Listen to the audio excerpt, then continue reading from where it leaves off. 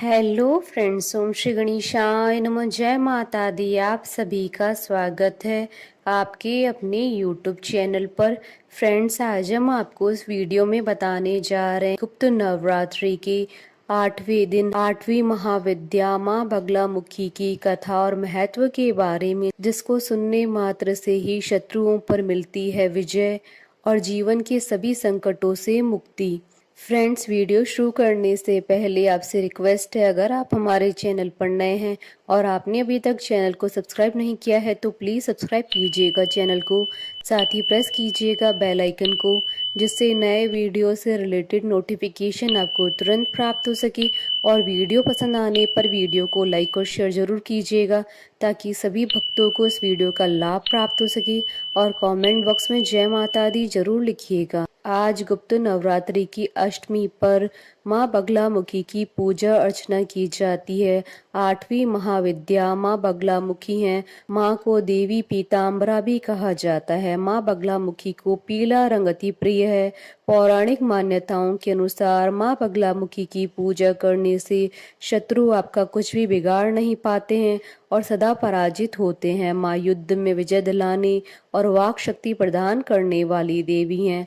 आज माँ की पूजा करने से जीवन से सभी प्रकार के संकट दूर हो जाते हैं और जीवन सकारात्मकता से भर जाता है।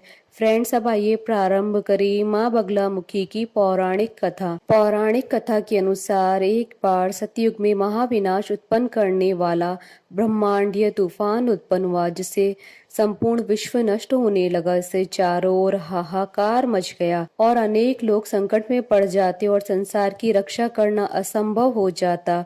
यह तूफान सब कुछ नष्ट भ्रष्ट करता हुआ आगे बढ़ता जा रहा था, जिसे देखकर भगवान विष्णु जी चिंतित हो गए। इस समस्या का कोई हल न पाकर वे भगवान शिव जी का स्मरण करने लगे। तब भगवान शिव उनसे कहते हैं कि शक्ति के अतिरिक्त अन्य कोई इस विनाश को नहीं रोक सकता, अतः आप उनकी शरण में जाएं। तब भगवान विष्णु हरिद्रा सरोवर के निकट पहुंचकर कठोर तप करते हैं। भगवान विष्णु ने तप करके महात्रिपुर सुंदरी को प्रसन्न किया तथा देवी शक्ति उनकी साधना से प्रसन्न हुई और सौराष्ट्र क्षेत्र की हरिद्रा झील में जल क्रीड़ा करती हुई महापीत देवी के हृदय से दिव्य तेज उत्पन्न हुआ। उस समय चतुर्दशी की रात्रि को देवी बगलामुखी के रूप में प्रकट हुई। त्रैलोक्य स्तंभनी महाविद्या भगवती बगलामुखी ने प्रसन्न होकर विष्णु जी को उचित वर दिया और तब सृष्टि का विनाश रुक सका। देवी बगलामुखी को वीर रति भी कहा जाता है, क्योंकि देवी स्वयं ब्रह्मास्त्र रूपिणी है।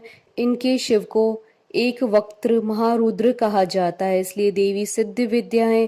तांत्रिक इन्हें स्तंभन की देवी मानते हैं। गृहस्थों के लिए देवी समस्त प्रकार के संशयों का शमन करने वाली हैं।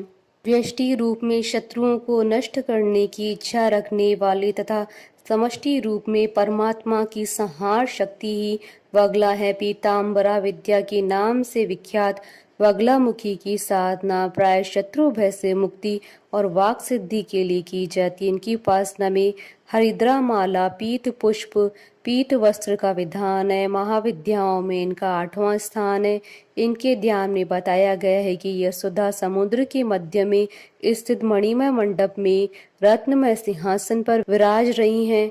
ये पीत वर्ण के वस्त्र, पीत आभूषण तथा पीले पुष्पों की माला धारण करती हैं। इनके एक हाथ में शत्रु की जीवा और दूसरे हाथ में मुग्धर है। बगलामुखी महाविद्या भगवान विष्णु के तेज से युक्त होने के कारण वैष्णवी है। मंगलवार युक्त चतुर्दशी की अर्धरात्रि में इनका प्रादुर्भाव हुआ। इस विद्या का उपयोग देवी प्रकोप की शांति, धन धान्य के लिए, पौष्टिक कर्म एवं अभिचारिक कर्म के लिए भी होता है। यह भेद केवल प्रधानता के अभिप्राय से, अन्यथा इनकी उपासना भोग और मोक्ष दोनों की सिद्धि के लिए की जाती है। यजुर्वेद की काठक संहिता के अनुसार 10 दिशाओं को प्रकाशित करने वाली सुंदर स्वरूप धारणी त्रिलोक जगत की ईश्वरी मानवता कही जाती है। स्तंभन कारिणी शक्ति व्यक्त और अव्यक्त सभी पदार्थों की स्थिति का आधार पृथ्वी रूपा शक्ति है। बगला उसी स्तंभन शक्ति की अधिष्ठात्री देवी है। शक्ति रूपा बगला की स्तंभन शक्ति से धूलोक वृष्टि प्रदान करता है। उसी से आदित्य मंडल ठहरा हुआ है और उसी से स्वर्गलोक भी स्तंभित है। भगवान श्री कृष्ण ने गीता में उसी शक्ति का समर्थन किया है। तंत्र में वही स्तंभन शक्ति बगलामुखी के नाम से जानी जाती है। श्री बगलामुखी को ब्रह्मास्त्र के नाम से भी जाना जाता है।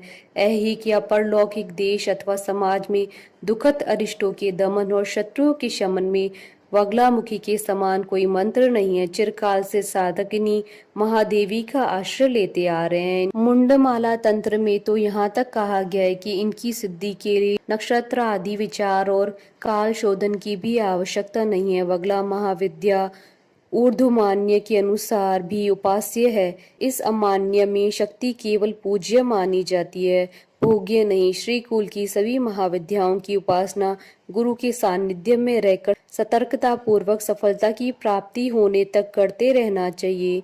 इसमें ब्रह्मचर्य का पालन और बाहर भीतर की पवित्रता अनिवार्य है।